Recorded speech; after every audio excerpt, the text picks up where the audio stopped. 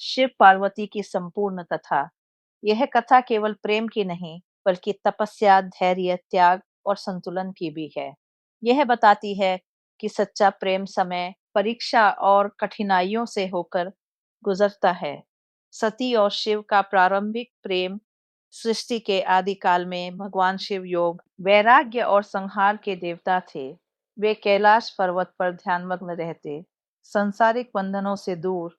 वहीं दूसरी ओर दक्ष प्रजापति की पुत्री देवी सती शिव के प्रति पूर्ण समर्पण रखती थी और उन्होंने शिव को ही अपना पति स्वीकार किया। हालांकि दक्ष को शिव का यह स्वरूप, भस्म, जटा, नाग और वैराग्य कभी स्वीकार नहीं हुआ।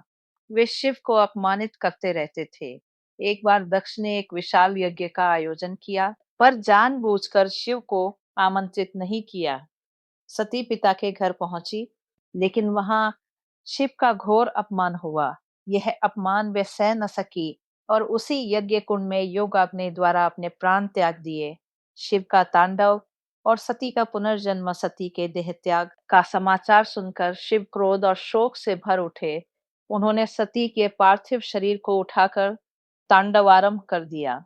सृष्टि कांप उठी, देवता भयभीत हो गए। तब भगवान विष्णु ने सती के शरीर को अपने सुदर्शन चक्र से खंड खंड कर दिया। जहां जहां ये अंग गिरे, वहां शक्तिपीठ बने। सती ने हिमालय राज के घर पार्वती के रूप में पुनर्जन्म लिया। बचपन से ही पार्वती का मन शिव में ही रमा रहता था। वे शिव को ही अपना सर्वस्व मानती थी। पार्वती की कठोर तपस्या, शिव को पुनः पाने के लिए पार्वती ने कठोर तपस्या का मार्ग चुना। उन्होंने राजसी सुख सुविधाएं त्याग दी और हिमालय के दुर्गम प्रदेशों में तप करने लगी। पहले वे फल फूल पर रही, फिर पत्ते छोड़े, अंत में जल भी त्याग दिया। इसी कारण उन्हें अपर्णा भी कहा गया, जो पत्ते तक ना खाए।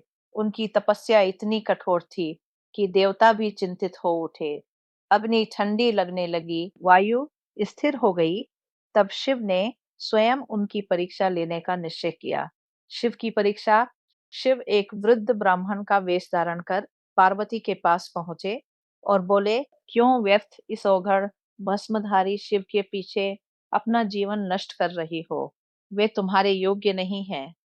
पार्वती को यह सुनकर क्षोभ हुआ, पर वे क्रोधित नहीं हुईं।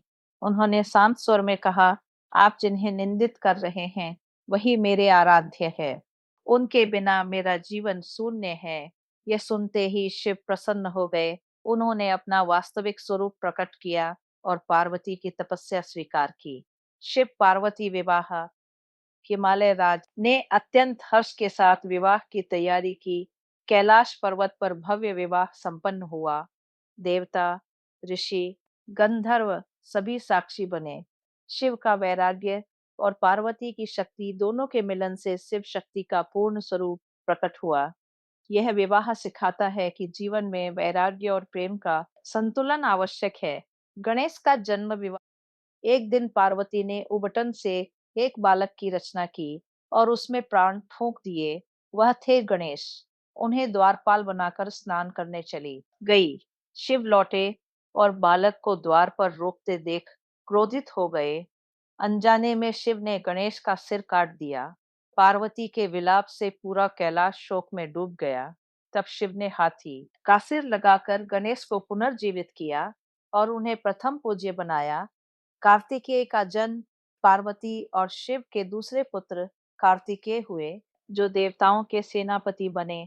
उन्होंने तारकासुर जैसे असुरों का वध कर धर्म की रक्षा की। कथा का संदेश। शिव पार्वती की कथा हमें सिखाती है कि सच्चा प्रेम त्याग और धैर्य मांगता है। तपस्या से असंभव भी संभव हो सकता है। जीवन में शक्ति पार्वती और चेतना शिव दोनों आवश्यक है। यही कारण है कि शिव बिना शक्ति के शव और शक्ति बिना शिव के अधूरी मानी जाती है। जय शिव शक्ति।